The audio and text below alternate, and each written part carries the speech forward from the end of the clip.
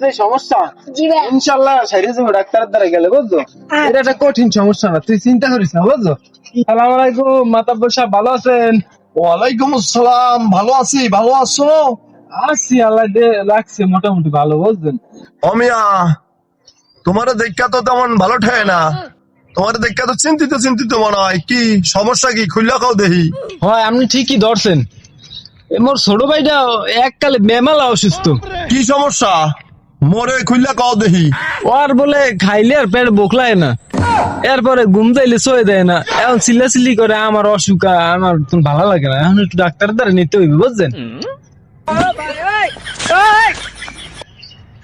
এখনো ব্যাপার, ও কোনো রোগ হইলো?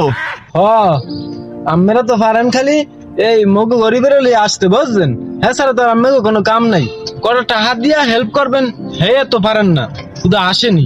কইছো তো বাতিজা ঠিক, মোর টাকা পয়সা কম, হেল্প করার মন আছে, করতে পারি না। আল্লাহ যদি মোরে ক্ষমতা দিত তাইলে আর করতাম না।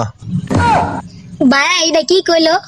ও তুই বুঝবি না বুঝছস, বড় লোকের বিরাট কারবার, আর মানুষের না দিয়া মিলাই দরবার, এই এই কাম আল্লাহ দেই।